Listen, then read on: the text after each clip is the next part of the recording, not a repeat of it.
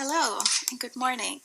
My name is Ineza Qureshi and I am a platform coordinator at the Mental Health Innovation Network. It's my pleasure to be introducing the network to you today, as well as our upcoming initiative for a more regional focus on Latin America and the Caribbean, which we're really excited about and really looking forward to launching. So, the Mental Health Innovation Network was developed as a partnership between the Center for Global Mental Health and the London School of Hygiene and Tropical Medicine, as well as the Department of Mental Health and Substance Use at the World Health Organization. And we are essentially a global community of over 5,000 mental health stakeholders that share knowledge, resources, and ideas to promote mental health and improve the quality and coverage of care for populations both globally and in specific contexts. We started out in 2013 as a small network of only 50 or so innovations that were being funded at the time by Grand Challenges Canada as part of their portfolio. But we have really grown a great deal since then, with now over 5,000 members who work in various mental health professions, including policymakers and end users.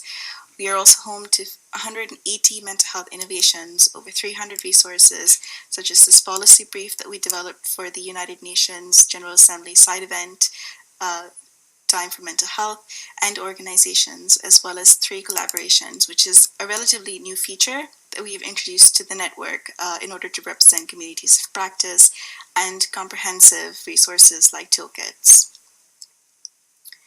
So, the Mental Health Innovation Network's primary aim is to help nurture this growing commitment in the field to develop and test innovations. And here we use the word innovation to mean evidence-based and effective mental health programs or research studies being conducted around the world, and then share that knowledge, make it accessible to as many people in the field to accelerate the progress of those innovations at scale. Our mission then relates directly to these objectives, which are twofold, and that we do in 2 ways. Through knowledge synthesis, by curating information on our website, we share knowledge and expertise related to developing and evaluating global mental health innovations, and then we also try and enhance knowledge exchange opportunities for service use organizations, media, civil society, and other stakeholders to become more directly involved in the generation and use of this evidence, and also to build ownership. That includes things like enabling policymakers and other decision makers, such as ministers of health, to use that evidence in order to make informed decisions and improve mental health services in their contexts. And this is really where we've been focusing on since our inception. So in 2016, MHIN launched their first regional hub, MHIN Africa, to provide mental health, African members, mental health innovators, and stakeholders a more dedicated platform to synthesize and disseminate evidence that was generated by research and innovation in the field of mental health within the region of Africa. And it was really a great success with its own local membership, content management, and knowledge exchange. Members and innovators have really taken ownership of this hub and are really best placed to provide recommendations of what works in their own context and what we wanted to be able to replicate this model to other regions. And so we are proud to announce to you the up and coming MHIN Latin America and Caribbean Hub. Because it hasn't officially launched yet, we can't give away too many details, but we're still really excited to be able to show you a sneak peek of what it has to offer researchers and innovators in the Global South because of this fascinating opportunity that this workshop provided. And so we aim to launch just next week on World Mental Health Day, so stay tuned and support us. We took this initiative because there was a great demand for it on the network. Our most popular webinar on MHIN was Strengthening Information Systems and Research in Brazil, and it was in Spanish. A survey that we did also showed us that people saw real benefit in this kind of regional focus for knowledge and evidence exchange. And this was a survey of MHIN members and users. We believe that there's also a real need for a dedicated platform for Latin American and Caribbean innovators. This is a snapshot of our current Latin American and Caribbean regional content, and we're proud to say that this is some great representation. And with a more dedicated approach, it can be so much better.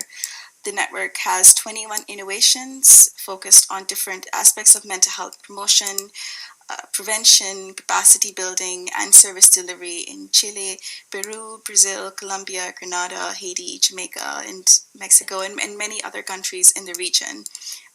So there's this enormous potential for learning here by making evidence-based knowledge for implementation approaches and methods, barriers, and drivers, which we'll be speaking about later, more accessible under one common platform in order for countries to learn from each other, and also so that effective interventions that are developed in these regions can be adapted in other contexts. And this is especially relevant when we look at some of these figures concerning the high prevalence of mental, neurological, and substance use disorders in the region, ranging from 18 to 24% for MNS disorders. Anxiety disorders range from 9 to 16%, and substance use disorders from 3 to 5%, as well as the treatment gap that exists within this region for adults, which is at 73%, and then for children and adolescents, which is 82%, and is really high.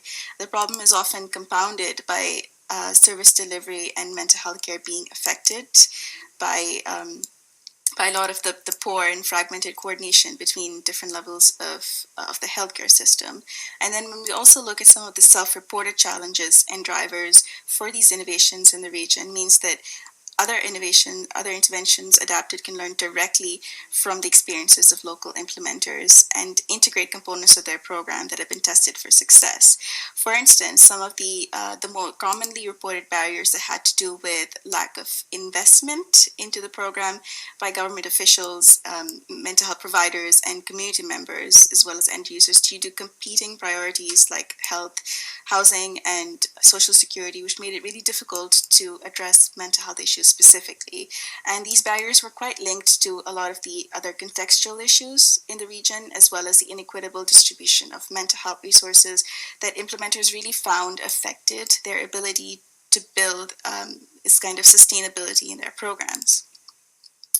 On the other end, a significant majority of these programs also reported that building buy-in and investment, as well as collaboration and engagement with the government, health sectors, and the same communities could be a real game changer for successful implementation.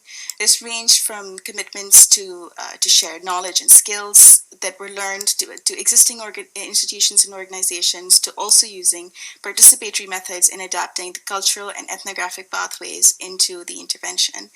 And they saw that this really helped build motivation and uptake and encourage people with lived experience to actively shape the service delivery agendas in their region and their communities. And lastly, utilizing policy windows and opportunities was another mentioned driver, which really stresses on the importance of sharing these successful methods that were learned and building skills like how to engage with policymakers, which is often something that's expected from researchers and academics, but it's never really taught. And this is why this mission is so important to us and our collaborators who are making it possible. The hub will act as an evidence-based repository, bringing together mental health innovation and resources and tools that are guided and directed at the specific needs of Latin American and Caribbean stakeholders in mental health. And the aim is that the online community will then be directly involved in populating this repository, in a sense, bringing together that kind of shared ownership in the network for more accessible evidence-based learning. And then the hub also really promotes this sort of South-to-South collaboration between countries in the region, encouraging the exchange of ideas and key lessons learned, providing opportunities for members to interact with each other and network with each other on research and program management, and then facilitate that shared communication and skills on what works for implementation in this context, so as to really strengthen these approaches into better mental health service delivery given the existing contextual challenges that exist. And this quote was really nicely described by one of our collaborators, Matthias Irazaval, who said that this hub was essentially created for Latin America and the Caribbean by Latin American Latin America and the Caribbean. And I think that's great. That should go down in the books. So thank you. Um, that was all from me. Please join us if you would like to be part of this great new Latin America and Caribbean hub that we're launching.